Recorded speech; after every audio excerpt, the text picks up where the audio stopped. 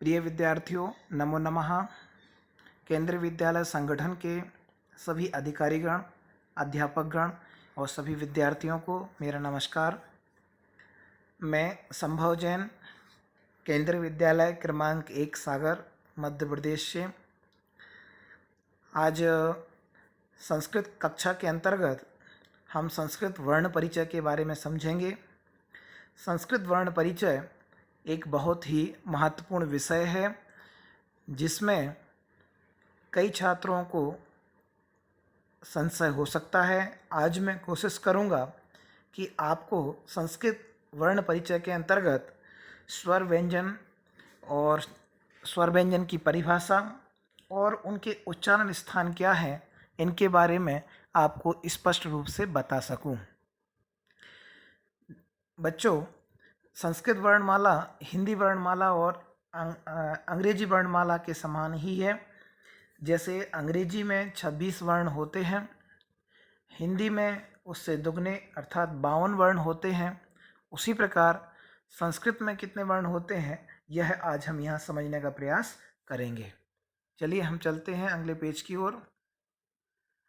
देखिए, सबसे पहले हम स्वर वर्णों की क्या परिभाषा होती है, स्वर की क्या परिभाषा होती है, वो यहाँ दिखाई देती है। हिंदी में जैसे आप परिभाषा पढ़ते हैं उसी के अंतर्गत मैंने सरल भाषा में यह परिभाषा यहाँ रखी है। देखता हूँ। स्वर यानी बबल्स उन ध्वनियों को कहते हैं जो बिना किसी अन्य वर्णों की सहायता के उच्चारित किए जाते हैं। स्वतंत्र रूप से बोले जाने वाले वर्ण स्वर कहलाते हैं। संस्कृत भाषा में मूल रूप से 13 स्वर हैं। बच्चों, आपको समझ में आ गया होगा कि स्वर अन्य किसी वर्ण की सहायता के बिना बोले जाते हैं। अगर कोई पूछे कि वर्ण किसे कहते हैं, वर्ण भाषा की सबसे छोटी इकाई को वर्ण कहते हैं। छोटी इकाई अर्थात इससे छोटी इकाई नहीं हो सकती है। वर्ण से मिलकर के शब्द बनते हैं, शब्दों से मिलकर के वाक्य बनते हैं, वाक्यों से मिलकर के निबंध बनते हैं, निबंध लेख इत्यादि से मिलकर के पुस्तक बनती है और इस तरीके से उसका आगे बढ़ने की क्रम श्रृंखला जारी रहती है। परंतु जब हम सबसे छोटे अंश में आते हैं तो वो कहलाता है वर्ण। संस्कृत में स्वर वर्ण 13 होते हैं। तो ये जो स्वर वर्ण हैं उनको बोलने के लिए हमें किसी अन्य वर्ण की आवश्यकता नहीं होती है, वो स्वतंत्र होते हैं, तो वो स्वर वर्ण कहलाते हैं। और उसके अपोजिट व्यंजन वर्ण वो होंगे जिनको बोलने के लिए किसी अन्य वर्णों की, स्वर वर्णों की आवश्यकता होती है, वो व्यंजन वर्ण कहलाते हैं। उनकी हम चर्चा आगे करेंगे। सबसे पहली बात। दूसरा, स्वर का दूसरा नाम जो होता है वो होता है अच वर्ण। तो हम उसको अच वर्ण भी बोलते हैं। तो कोई अगर आपसे पूछे कि स्वर का दूसरा नाम क्या है, तो हम बोल सकते हैं अच वर्ण। दूसरा प्रश्न बनेगा, स्वर वर्ण किसे कहते हैं, कि जिन वर्णों के उच्चारण करने के लिए हमें किसी अन्य वर्ण की आवश्यकता नहीं होती है, जो स्वतंत्र रूप से उच्चारित होते हैं, ऐसे वर्ण स्वर वर्ण कहलाते हैं। तीसरा प्रश्न, संस्कृत में कितने वर्ण हैं, संस्कृत में कितने स्वर वर्ण हैं? तो जवाब होगा संस्कृत में 13 स्वर वर्ण हैं। अब कौन कौन से 13 स्वर वर्ण हैं उनको देखने के लिए हम आगे चलते हैं। देखिए, आपको स्क्रीन पर दिखाई दे रहा होगा कि लघु स्वर वर्ण, दीर्घ स्वर वर्ण और मिश्रित दीर्घ स्वर वर्ण। कॉमन सा प्रश्न होगा कि लघु स्वर कितने हैं, तो 5, और दीर्घ स्वर कितने हैं, तो 8। तो ये जो दीर्घ स्वर हैं ये मिश्रित भी दीर्घ स्वर ही हैं। तो अगर कोई कॉमन क्वेश्चन पूछेगा आपसे तो स्वर कितने होते हैं, 13। और लघु स्वर का दूसरा नाम होता है ह्रीश्व स्वर। ह्रीश्व स्वर माने लघु स्वर, छोटे स्वर। तो वो हैं आ, ई, उ, री और लृ। ये 5 जो वर्ण हैं ये कहलाते हैं ह्रीश्व स्वर अथवा लघु स्वर वर्ण। और जो बाकी के 4 ये वर्ण हैं ये कहलाते हैं दीर्घ वर्ण। पर इनको अलग अलग कर दिया क्योंकि ऊपर के जो लघु स्वर लिखे हुए हैं उन्हीं को दीर्घ बना देते हैं। तो दीर्घ रूप में वो दीर्घ हो, जैसे आ का बड़ा आ, ई, उ, ऊ, री, री, लिरी का रूप नहीं बनता है। तो इनके उच्चारण में ये ह्रस्व और दीर्घ कैसे हो गए कि जिनके उच्चारण में एक समय मात्र लगता है वो कहलाते हैं लघु स्वर, और जिनके उच्चारण में 2 समय लगता है वो कहलाते हैं दीर्घ स्वर। एक समय माने पलक झपकने के बराबर एक समय होता है, तो एक समय इसको मान करके चलें तो जिनको बोलने में ज़्यादा स्वर पर आघात नहीं होता है वो कहलाने लघु स्वर, और जिनको बोलने में ज़्यादा टाइम लगता है, ज़्यादा जोर देना पड़ता है, वो दीर्घ वर्ण कहलाते हैं। हिंदी में जैसे अ, अनार, तो आप जो है अनार, और हिंदी में जैसे दीर्घ स्वर आम, बड़े आ से बनता है, तो दीर्घ आ, ई, उ, री, इस तरीके से ये 4 दीर्घ स्वर हो गए, और आ और ई को मिलकर के ए बनता है। उसी प्रकार आई, उसी प्रकार आ और उ मिलकर के ओ, और दीर्घ होकर के औ, ए का दीर्घ आई बनता है, ओ का दीर्घ बनता है औ। तो इस तरीके से ये मिश्रित वर्ण होगा दीर्घ वर्ण। जब आप संधि को पढ़ेंगे, स्वर संधि को पढ़ेंगे, तो पूरी की पूरी स्वर संधि, जब मैं कोई अगला टॉपिक लूँगा तो मैं आपकी संधि का प्रकरण लूँगा जब, तो ये जो चार्ट है आपको अच्छी तरह से याद रखोगे। जिसने यह चार्ट अच्छी तरह से याद कर लिया वह स्वर संधि को अच्छी तरह से कर सकता है, क्योंकि पूरी स्वर संधि इसी में, नाम ही है स्वर संधि। ठीक है, तो प्रश्न समझ में आ गया कि संधि माने स्वर वर्ण कितने होते हैं 13, उसमें से ह्रस्व स्वर लघु स्वर कितने होते हैं 5, और दीर्घ स्वर होते हैं 8, 8 और 5 मिला करके 13। इस तरीके से ये आप अपनी कॉपी में जितने विद्यार्थी हों, 6वीं 7वीं 8वीं के जो भी विद्यार्थी हैं वह अपनी कॉपी में इसको फर्स्ट पेज पर अच्छी तरह से नोट कर लें, जिससे किसी प्रकार का डाउट ना हो। ठीक है, अब चलते आगे। अब देखिए ये व्यंजन वर्ण किसे कहते हैं, नेक्स्ट क्वेश्चन होगा, व्यंजन वर्ण किसे कहते हैं। जब संस्कृत सप्ताह चलता है उस समय एक प्रश्नोत्तरी का कार्यक्रम भी रखा जाता है, तो उस समय ये प्रश्न पूछे जाते हैं। तो इस समय ध्यान रखिएगा कि स्वर वर्णों का दूसरा नाम हमने क्या बनाया था, अच वर्ण, और जिनके अंत में स्वर वर्ण होते हैं वो कहलाते हैं अजंत। संधि वगैरह वो अच प्लस अंत अजंत।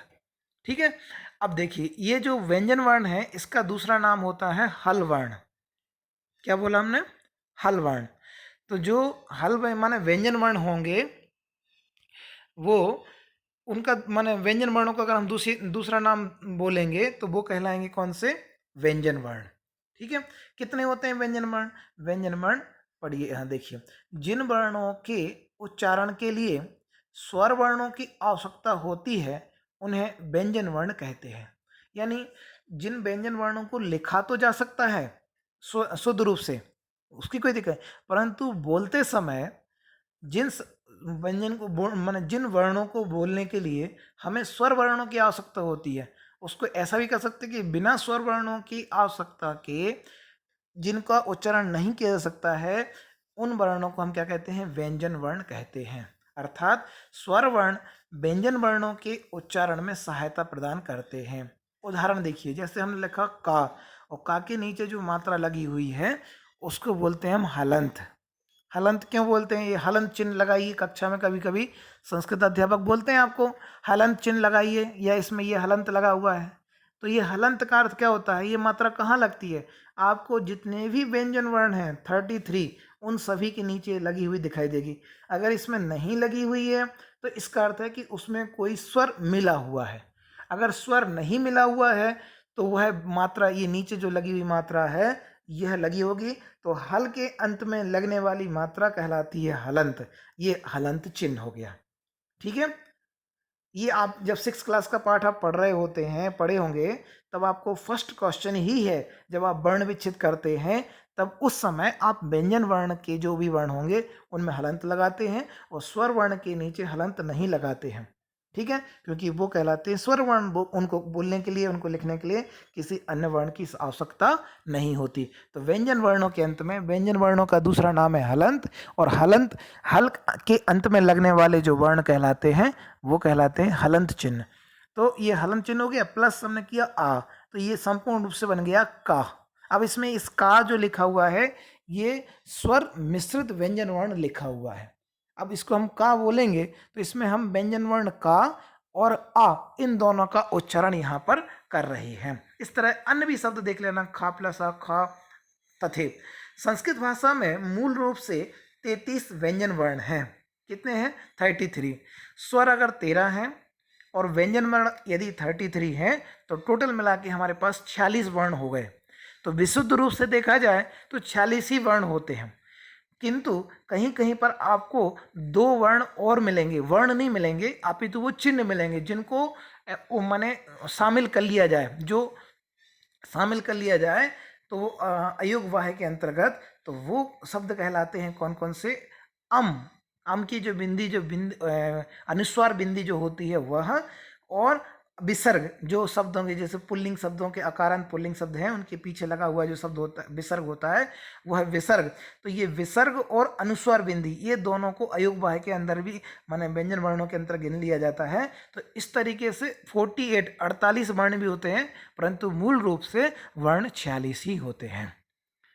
ठीक ना? संस्कृत में कितने वर्ण होते हैं? 46 वर्ण होते हैं। संस्कृत में स्वर वर्ण 13 होते हैं। संस्कृत में व्यंजन वर्ण 33 होते हैं। ठीक है, चलते हैं कौन कौन से 33 वर्ण हैं उनको भी हम यहाँ पर अच्छी तरह से समझते हैं। देखिए, पहला है वर्गीय व्यंजन वर्ण। कितने हैं वर्गीय व्यंजन वर्ण? 25 यानी 25। तो इसको वर्गीय नाम क्यों दिया गया है? क्योंकि इसको वर्ग में बांटा गया है। अब हमारा प्रश्न हो सकता है कि इनको वर्ग में क्यों बांटा गया है? हिंदी में जैसे लिखे होते हैं उसी प्रकार इनको क्यों नहीं लिख दिया गया? वर्ग में क्यों बांटा गया? क्या वर्ग में बांटने का कोई विशेष उद्देश्य है? हाँ, इनका विशेष उद्देश्य है। इन वर्णों का जो शब्द है वो इनके जो वर्ग के पहले अक्षर हैं उन पहले अक्षर के आधार पर ही इन वर्गों का नाम दे दिया गया है। जैसे कवर्ग, चा से शुरू होने वाला वर्ग है तो चवर्ग, टा से शुरू होने वाला वर्ग है तो टवर्ग, ता से शुरू होने वाला है तो तवर्ग, और पा से शुरू होने वाला पवर्ग। और इन सभी शब्दों के नीचे हलंत लगा हुआ है। यहाँ नीचे पवर्ग में भी लगा हुआ है, इसमें स्क्रीन में दिखाई नहीं दे रहा है, किंतु इसको भी वहाँ हलंत समझना। ठीक है, अब देखिए जितने भी वर्ण हैं सभी के नीचे हलंत लगा हुआ है। तो आपको जब भी आप अपने कॉपी में नोट करेंगे तो इसी तरीके से नोट करेंगे हलंत लगाते हुए। नीचे वाली लाइन में भी स्क्रीन छोटी होने से दिखाई नहीं दे रहा, परंतु यहाँ भी हलंत लगा हुआ है। मैं आपको दिखा देता हूँ। देखिए, यहाँ पर कवर्ग के अंतर्गत 5 वर्ण हो गए, चवर्ग के अंतर्गत 5 वर्ण हो गए, टवर्ग के अंतर्गत 5 वर्ण हो गए, तवर्ग के अंतर्गत 5 वर्ण, और पवर्ग के अंतर्गत पा फा बा भा मा से हलंत लगा हुआ है, ये दिखाने के लिए। ठीक है ना? अब मैं इनका एक बार उच्चारण कर देता हूँ तो आप उच्चारण देखिए, फिर इनका मैं उच्चारण स्थान, सभी जो वर्ग बांटे गए हैं उनका अलग अलग उच्चारण स्थान है। कवर्ग का उच्चारण स्थान अलग है, चवर्ग का उच्चारण स्थान अलग है, टवर्ग का अलग है, तवर्ग का अलग है, पवर्ग का अलग है। इसलिए इनको 5 वर्गों में बांटा गया है, इसलिए इसका नाम हो गया वर्गीय व्यंजन। तो प्रश्न ये बनता है कि वर्गीय व्यंजन वर्ण कितने हैं? तो हम बोलेंगे वर्गीय व्यंजन वर्ण 25 है। कौन कौन से? क, ख, ग, घ, ज्ञ, चा, छ, जा, झ, या, टा, ठ, ड, ढ, ड़, ता, था, दा, धा, ना, पा, फा, बा, भा और मा। इस तरीके से ये 25 वर्ण जो हैं वो हैं वर्गीय व्यंजन। ठीक है, अब आते हैं नेक्स्ट, चलते हैं कि और कौन से, अब कितने व्यंजन रह गए आपको? व्यंजन आपके वर्ण रह गए हैं 8। तो ये कहलाते हैं अवर्गीय व्यंजन। कौन से व्यंजन? अवर्गीय व्यंजन। तो अब इन अवर्गीय व्यंजन को हम समझ, अवर्गीय व्यंजन में 2 भाग कर दिए। एक तो है अंतस्थ व्यंजन वर्ण और दूसरे हैं ऊष्म व्यंजन वर्ण। तो अंतस्थ जो व्यंजन वर्ण हैं उनको बोलते समय अंदर की ओर वायु खींचती है, इसलिए उनका अंतस्थ, अंदर की ओर स्थित ऐसे व्यंजन वर्ण कहलाते हैं य, र, ला और वा। जब आप इन वर्णों को बोलेंगे तो इन वर्णों को बोलते समय अंदर की ओर वायु खींचती य, र, ला, वा। ये 4 वर्ण अंतस्थ वर्ण हैं। और ऊष्म वर्ण जिनमें वायु अंदर मुखमंडल को स्पर्श करते हुए बाहर निकलती है, तो श, स, श और ह, श, स, श और ह। इस तरीके से ये 4 वर्ण जो हैं वो कहलाते हैं ऊष्म व्यंजन वर्ण। ठीक है। अब जो हमने शुरू में बताया था आपको कि अयोग बाह जो दो हैं वो एक अनुस्वार और एक विसर्ग, जो विसर्ग का चिन्ह दिखाई दे रहा है, अनुस्वार का चिन्ह दिखाई दे रहा है, ये दोनों अयोग बाह हैं जिनको योग नहीं किया गया है। परंतु अगर वर्णों में गिना जाए तो इस तरीके से 48 वर्ण हो जाते हैं, अन्यथा शुद्ध रूप से 46 वर्ण होते हैं। कुछ वर्ण ऐसे हैं कि जिनको हिंदी में छ, त्र, ज्ञ इन शब्दों को हिंदी में मान्यता मिली हुई है, हिंदी की वर्णमाला में ये शब्द आते हैं, किंतु संस्कृत में, संस्कृत की वर्णमाला जो अभी आपने पढ़ी 33 वर्ड व्यंजन के पढ़े, स्वर के पढ़े, वहाँ कहीं भी आपको छ, त्र और ज्ञ शब्द नहीं मिले होंगे, ज्ञ वर्ण नहीं मिले होंगे, क्योंकि ये दो व्यंजन वर्णों से मिलकर के बनते हैं। क और श को मिलकर के छ बनता है, त्र और रा को मिलकर के त्र बनता है, और ज और या को मिलकर के ज्ञ बनता है। इस तरीके से ये कहलाएंगे संयुक्त वर्ण। इनको हम क्या बोलेंगे? संयुक्त वर्ण। इनको ना तो व्यंजन में डालेंगे ना स्वर में, ये व्यंजन वर्णों से मिलकर बने हैं, संयुक्त व्यंजन वर्ण कहलाएंगे, किंतु इनको स्वतंत्र रूप से स्वीकृत नहीं किया गया है। ठीक है। अब देखिए, जो हमने ये जो वर्ण पढ़े थे क, ख, ग, घ, या, इनका जो उच्चारण स्थान है वह उच्चारण स्थान है कंठ। कौन सा है? उच्चारण स्थान इनका कंठ है। तो उच्चारण स्थान कंठ होने से इनको ध्वनि करते समय हमारे कंठ पर जोर पड़ता है।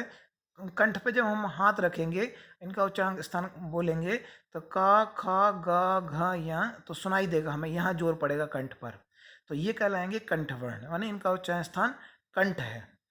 फिर चा, छा, जा, झा, या, ये कहलाते हैं तालव्य, क्योंकि इनके बोलते समय वायु तालु को स्पर्श करते हुए निकलती है, तालव्य वर्ण। टा, ठा, डा, ढा, णा, ये कहलाते हैं मूर्धन्य वर्ण, मूर्धा को स्पर्श करते हुए वायु निकलेगी, तो टा, ठा, डा, ढा, णा, जब आप इन वर्णों को बोलेंगे तो आपकी जो जीभ है वह ऊपर की ओर टच होगी, तो ये कहलाते हैं मूर्धन्य वर्ण। अभी इनको हम वर्गीय, आपको जो चार्ट है उनके अनुसार समझाएंगे। ता, था, दा, धा, ना, ये जो वर्ण है वो दंत, इनका उच्चारण स्थान दांत है, दंत है, तो ये कहलाएंगे दंत वर्ण। इनको बोलते समय हमारी जीभ दांत को टच करती है। ता, था, दा, धा, ना, आप स्वयं चेक कर सकते हैं।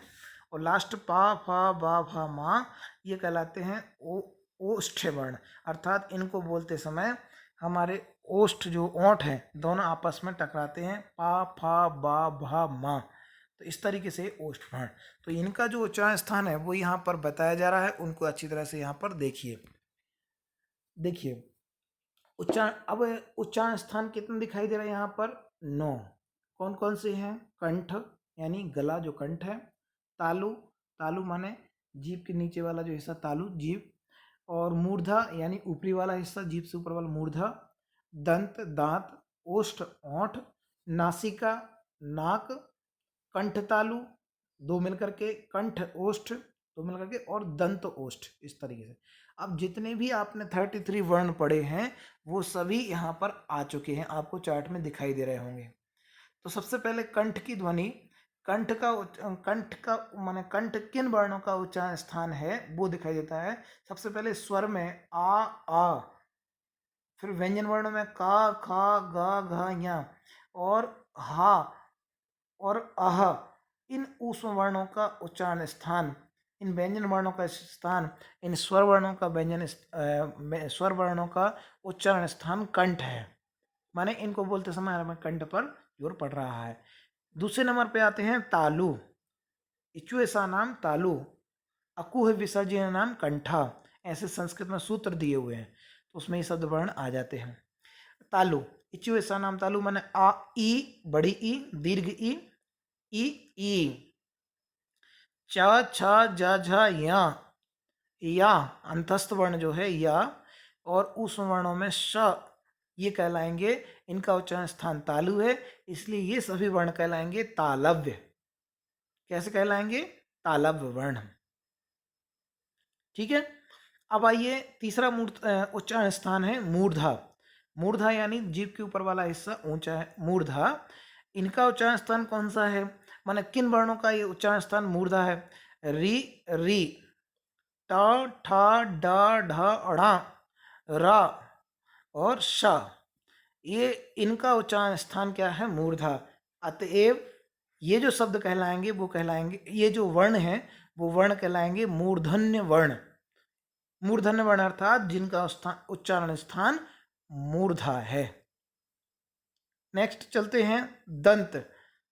लिरी जो स्वर वर्ण है, लिरी, ता थ द ध न तवर्ग के 5 अक्षर ला और शा, ये इनका उच्चारण स्थान है दंत, इसलिए ये कहलाएंगे दंत्य वर्ण। कौन से कहलाएंगे? दंत्य वर्ण। ओष्ठ, ओष्ठ का उच्चारण स्थान है, ओष्ठ किन वर्णों का उच्चारण स्थान है? उ, ऊ, पा, फा, बा, भा, मा, इन वर्णों का उपपदे नाम ओष्ठौ, लितुलसा नाम दंता, ऋटुलसा नाम मूर्धा, ऐसे सूत्र हैं। तो उपपदीय नाम ओष्ठौ, तो उ, ऊ, पा, फा, बा, भा, मा, इन वर्णों का उच्चारण स्थान, इन वर्णों का उच्चारण स्थान है ओष्ठ, इसलिए ये कहलाएंगे ओष्ठ वर्ण। अब आते हैं नासिका। अम, ज्ञ, ज्ञ, अणा, न और मा, इन वर्णों का उच्चारण स्थान, यानी प्रत्येक वर्ण का जो 5वां अक्षर है वो अपने कंठ, तालु, मूर्धा, दंत, ओष्ठ तो है ही। अब यम, यम गणना नाम नासिका चा, इन वर्णों का उच्चारण स्थान नासिका भी होता है। यम गणना नाम नासिका चा, ये सूत्र जो है ये बताता है कि अम, ज्ञ, या, णा, ना और मा, इनका उच्चारण स्थान नासिका है। अब ए, आई, इनको बोलते समय हमें तालु और कंठ दोनों को ध्वनि जोर पड़ता है कंठ पर, और तालु नीचे जीभ स्पर्श करती, ए, आई, यानी अगर हम इनको चेक करना चाहें तो हम अपनी जीभ अगर ऊपर करें, मूर्धा की ओर करें, अगर जीभ को टच ऊपर करें और इस शब्दों का उच्चारण करना चाहें तो इनका उच्चारण अपने आप में ही गलत हो जाता है, उसका उच्चारण ऐसा हो जाएगा, बल्कि इनका उच्चारण सही होगा ए, आई। जब ये जीभ नीचे तालु को स्पर्श करती है तब ये सही शब्द उच्चारित होते हैं। कंठ ओष्ठ, ओ, औ, इनका उच्चारण स्थान है कंठ ओष्ठ। कंठ और ओष्ठ में ओ, औ को बोलते समय आप ओष्ठ माने ओठों की आकृति देखेंगे तो आपको मालूम चलेगा कि ये इन दोनों का उच्चारण स्थान कंठ और ओष्ठ, कंठ पे भी जोर पड़ रहा है, ओष्ठ की भी गति हो रही है। और लास्ट में है दंत ओष्ठ, वकारस दंत ओष्ठम, अर्थात व उच्चारण स्थान है, उसका उच्चारण स्थान दंत और ओष्ठ है। इस तरीके से हमने इन वर्णों का जो स्वर वर्ण है उनका समझा कि उच्चारण स्थान कौन कौन से हैं। व्यंजन वर्ण में जो वर्गीय व्यंजन है उन वर्गीय व्यंजन के अंतर्गत समझा कि उनके उच्चारण स्थान कौन से हैं, उनके नाम उनके अनुसार ही है। अब ये 7th क्लास की जो बुक है उसके पीछे इसको अच्छी तरह से समझाया गया है, यही चार्ट, यही फार्मूला आपको 7th क्लास की बुक में मिलेगा। मेरा मानना है कि 6th क्लास से लेकर के 8th क्लास सभी बच्चों के लिए ये देखिए, ये जो दिखाई दे रहा है वह 7th क्लास की बुक में पीछे परिशिष्ट दिया हुआ है, उसमें वर्ण विचार दिए हुए हैं। यहाँ लिखा हुआ है, ध्यान से पढ़िए, संस्कृते इदानीम 48 वर्णानां प्रयोगः भवति, 48 वर्णों का प्रयोग होता है। ते मुख्यतया भागत्रयेन विभक्तः सन्ति, वो मुख्य रूप से 3 भागों में विभक्त हैं। पहले स्वर, दूसरे व्यंजन और तीसरे आयोगवाह। तो स्वराः व्यंजनानि, अयोगवाहश्च इति, अयोगवाह च इति। स्वर 13, ह्रीश्व स्वर 5, अ, ई, उ, री, ली, और दीर्घ स्वर 8, अ, ई, उ, री, ए, ऐ, ओ, औ। और व्यंजन 33, 63, वर्गीय व्यंजन 5, क, ख, ग, घ, ञ, च, छ, ज, झ, य, ट, ठ, ड, ढ, ण, त, थ, द, ध, न, पा, फा, बा, भा, म। अवर्गीय व्यंजन 8, अंतस्थ, या, र, ल, व, और ऊष्म वर्ण 4, स, श, श और ह। और अयोगवाह जो हैं वो है अनुस्वार और विसर्ग। तो इस तरीके से हमें ये वर्ण अच्छी तरह से याद कर लेना चाहिए। कितने सारे प्रश्न यहाँ से बन रहे हैं कि वर्गीय व्यंजन कितने होते हैं? 25, अंतस्थ वर्ण होते हैं 4, कौन कौन से? या, रा, ला और वा। और ऊष्म वर्ण कितने होते हैं? 4, श, स, श और ह। तो आपको इनका प्रयोग करते समय ध्यान रखना है कि हमें किस शब्द के साथ इनका जो वर्ग बांटा गया है वो इसलिए बांटा गया है कि हम इन शब्दों को अच्छी तरह से लिख सकें और शब्दों की जो शुद्धता है उसको अच्छी तरह से समझ सकें।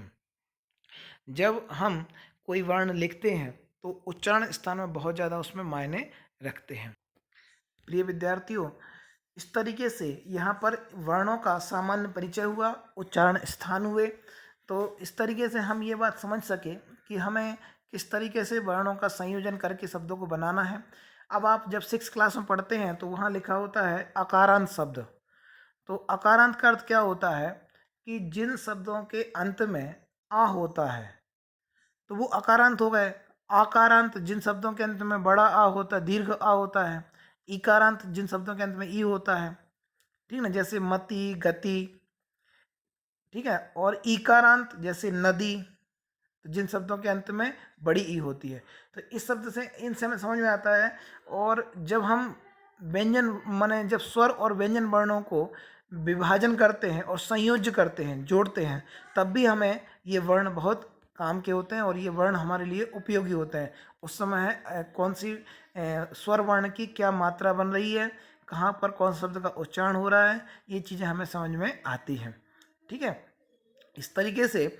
और एक चीज़ और देखने लायक है कि जब भी हम अनुस्वार शब्दों अनुस्वार वर्ण का बिंदी का प्रयोग करते हैं तो संस्कृत में अनुस्वार बिंदी का प्रयोग मुख्यतः बहुत ही कम होता है। ये कहें कि ना के बराबर। वो कहाँ पर होगा? जब वह किसी पद के अंत में माँ आ रहा हो। जैसे अहम विद्यालयम गच्छामि, तो गच्छामि में ग आ रहा है और ग एक व्यंजन वर्ण है, इसलिए विद्यालयम में जो अंत में माँ आ रहा था वह माँ नहीं आकर के बिंदी आ जाती है। और अगर उसी की जगह आगे स्वर वर्ण होता तो वह माँ में हलंत लगा होता और वे हलंत माँ वहाँ पर लिखा होता। ठीक है, जैसे कोई वर्ण, जैसे मेरा ही नाम संभव लिखेंगे तो संभव के ऊपर जो बिंदी लगी हुई है माँ की बिंदी, अब उस बिंदी से तो हम किसी व्यक्ति को समझा नहीं सकते हैं कि इस बिंदी का अर्थ क्या है, क्योंकि उस बिंदी के जो ये 5 अर्थ हैं वो निकलते हैं। ठीक है ना, चंचल में अलग अर्थ होता है, घंटा में अलग होता है, ठीक ना। तो अलग अलग शब्दों के जो उच्चारण स्थान है, अनुस्वार का जो अर्थ होता है वो अलग अलग होता है। तो जैसे संभव लिखना है तो संभव में सा और आगे भा आ रहा है, तो उस जैसे पवर्ग का चौथा अक्षर है भा, तो उसी वर्ग का जो 5वां अक्षर होगा वह अनुस्वार बिंदी की जगह पर हो जाता है। तो हम लिखेंगे सा आदा माँ वह और वह संभव। इस तरीके से ये व्यंजन वर्ण हमें उस अनुस्वार बिंदी की जगह पर उसी वर्ग का 5वां अक्षर का प्रयोग करना सिखाता है, जिससे हम वर्णों को उच्चारण की दृष्टि से सही तरीके से लिख सकते हैं और हमारा शब्द जो हम लिखेंगे वो बिल्कुल सही होगा। ठीक है, इस तरीके से हमने आज यहाँ पर संस्कृत वर्ण परिचय के अंतर्गत इन चीज़ों को समझा। उम्मीद है कि आप अपनी कॉपी में स्वर व्यंजन वर्ण लिखेंगे, उनकी परिभाषा लिखेंगे और पुनः पुनः अभ्यास करते हुए जब भी कोई ऐसी बात आती है जहाँ वर्णों की बात हो वहाँ पर आपको किसी भी तरह की कोई शंका नहीं होगी। चलिए, आज की कक्षा में यहीं समाप्त करता हूँ और बाकी बच्चों को अगर इसके अंतर्गत कोई डाउट है तो वह हमसे निश्चित रूप से पूछ सकते हैं। उन ईमेल आईडी मैंने लिखा हुआ है। इस ईमेल आईडी जो आपको यहाँ पर दिखाई दे रहा है फर्स्ट पेज पर sambhavniralaya@gmail.com, इस ईमेल आईडी पर आप हमें अपने प्रश्न भेज सकते हैं, तो मैं उन प्रश्नों को समाधान करने की पूरी कोशिश करूँगा। धन्यवाद, सभी को मेरा नमस्कार हो। पुनः मिलामः।